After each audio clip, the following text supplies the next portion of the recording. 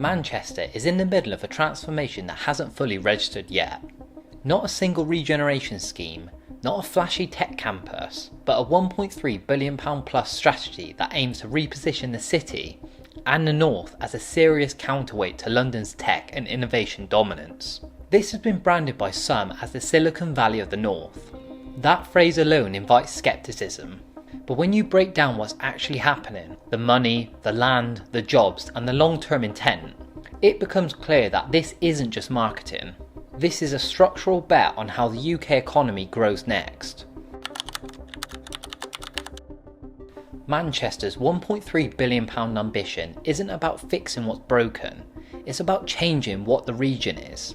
The combined public and private investment being assembled is designed to move Greater Manchester up the economic value chain, away from fragmented growth and towards a coordinated innovation economy. Instead of concentrated investment in a single flagship development, the strategy deliberately spreads growth across multiple zones, linking things like industry, research, housing and infrastructure into one system. The goal is not a short-term uplift, but a long-term repositioning Manchester as a national growth engine rather than a regional success story. This shift matters because it reframes Manchester's role in the UK economy, rather than competing for scraps of London's spillover. The city is positioning itself as a place where companies can start, scale and stay, with enough depth to support global ambition. The most important part of this plan doesn't sit under cranes in the city centre. It sits across land in Rochdale and Bury, an area now branded as Atom Valley. Atom Valley is the physical backbone of the Silicon Valley narrative. It's a vast innovation and advanced manufacturing corridor designed to host high-value industries, including advanced materials, clean technology, precision manufacturing and applied research. The scale is significant. Projections point towards 20,000 new jobs and 7,000 new homes delivered in phases over decades. This isn't a quick win project, it's designed to grow slowly, absorb demand and compound value over time. What makes Atom Valley different is that it's not chasing offices, it's rebuilding industrial capability, but with 21st century technology. That makes it central to the wider plan, not just a side project. One reason this strategy exists at all is because Manchester already has momentum. The region now supports one of the largest digital and tech economies outside of London. This is estimated at around £5 billion. Thousands of firms across AI, fintech, cybersecurity, e-commerce and digital health.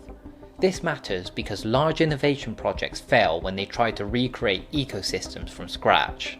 Manchester didn't invent demand, it organised it. The Silicon Valley comparison came after the ecosystem reached critical mass, not before. This existing density reduces risk. It means new districts like Atom Valley don't have to wait decades to fill. They can absorb overflow from growing base that already exists. The real engines of this strategy aren't buildings or branding, they're institutions. Universities like the University of Manchester play a central role in turning research into economic output. Manchester produces world-leading research in material science, health innovation, engineering and computing. The challenge historically hasn't been quality, it's been capture. The strategy tightens the link between research, spin-outs and commercial space. Innovation districts, research corridors and industrial zones are designed to shorten the gap between discovery and deployment. When universities are treated as economic infrastructure, not just education providers, innovation stops leaking away. Job creation numbers are easy to announce. What matters is the kind of jobs they are, and whether people stay to fill them. The projected 20,000 roles tied to Atom Valley and the wider strategy are explicitly focused on skilled, high-value employment. This is about keeping graduates, attracting experienced workers and giving companies room to scale without relocating south. That's why housing delivery, transport links and mixed-use planning are built into the strategy. Talent doesn't move for employment alone, it moves for stability and long-term opportunity.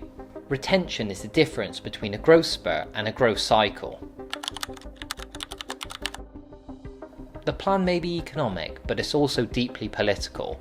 Because this is backed by Greater Manchester leadership, including Andy Burnham, it aligns with the broader Northern powerhouse agenda. The argument is simple. If the UK wants balanced growth, it needs multiple centres of gravity. Manchester is presenting itself as proof that large-scale investment outside of London isn't risky, it's overdue. If this model works, it reshapes how national funding decisions are made. But if it doesn't, it reinforces the centralisation the strategy is trying to undo. The same scale that gives this vision power also creates risk. Atom Valley and the wider innovation strategy rely on long-term timelines, sustained political alignment, and continued private sector confidence. Economic downturns, infrastructure delays, or partial delivery could weaken momentum. And because this is a system-based plan, under-delivery in one area affects the whole. This isn't a project that succeeds halfway, it either compounds or stalls. Manchester has already committed. Land has been assembled, with institutions aligning and political and financial capital put on the table. But what hasn't been decided yet is whether this vision compounds or stalls. This £1.3 billion strategy won't succeed on announcements alone.